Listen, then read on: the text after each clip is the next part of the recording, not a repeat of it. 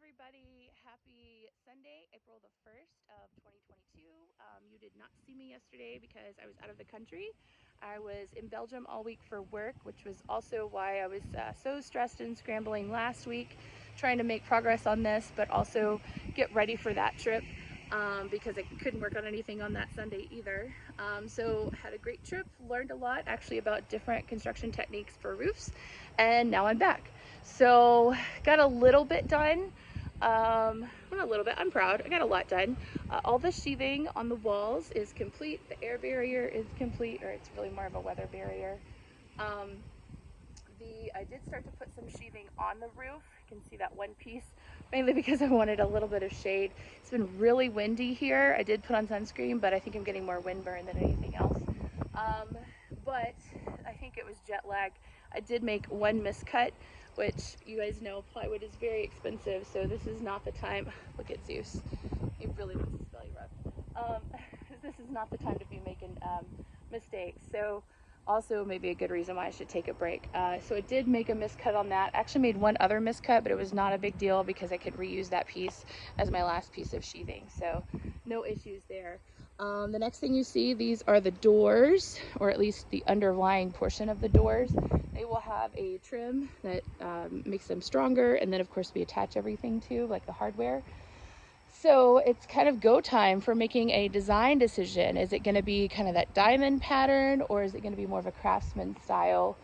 I think if I hadn't already made some mistakes in miscuts, I probably would go for it, but I think I should probably hold off and maybe make that like a fun evening project. Also, it's about, the weather is telling me it's about 14 minutes from starting to rain, so I need to pack everything up and get it kind of safe from any of the water.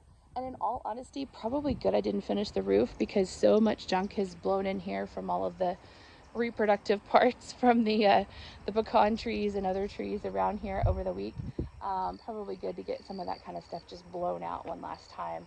Otherwise, I'm going to have to start vacuuming it. So that is awesome, I think, just to be able to get started on that. So last steps are cut the joists up top. So I've cut the back ones already so that they're really small and unobtrusive. We don't want this building to be any taller than the fence that I'm going to be putting up eventually, because I don't want it to be encroaching on any neighbors or anything like that. And it's not really a place that I'm hanging out, so I don't need a huge amount of overhang. Especially with this side, this actually gets morning sun, so throughout the rest of the day it'll be a little bit more shaded. Anyway, so cut those joists to bring that height down, and then put the rest of my sheathing up. Hopefully not miscutting this time. Put the underlayment on the roof. That's actually what the pink stuff is.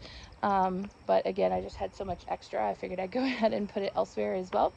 So I'll put some of that up and then wait for shingles. Fingers crossed those come in because we're going to need them for the other house as well. And then on the walls, we need to put a trim piece. It's going to go across the top. I've decided that I want to do that out of cedar, I think. And so I will hopefully be able to pick up one of those either before work tomorrow or after work tomorrow. And then obviously finish putting the doors together. I have the hardware, I just need to pick up screws. So I can do that on the same shopping trip.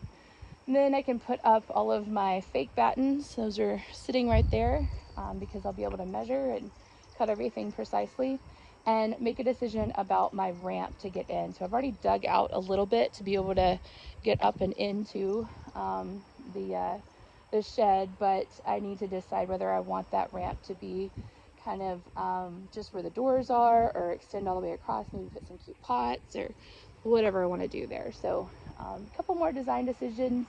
None of this is really that big of a deal because again, it's just a temporary shed, but I'd like for it to look nice. That's why I chose to do this versus going with kind of a plastic piece of something or other. I also kind of wanted it to be a little bit more stable because of the wind. You can see that the wind is pretty intense here, especially the more our community cuts down trees, the faster the wind will actually start to blow. And so I want to make sure that I've got something as secure as possible as far as that goes. So try and secure that, prime and paint. And then this puppy will be ready to lock things up, which will be really good. But things to move out of the garage and into here. And we've been hearing about a rash of theft around the neighborhood lately. So that happens with good weather, I guess. But hopefully this will help to kind of head some of that off. So I am very excited to get this project wrapped up, which will allow me to move on to the next thing. And hopefully it won't take too much longer. You guys have a fantastic rest of your week, and we will talk soon.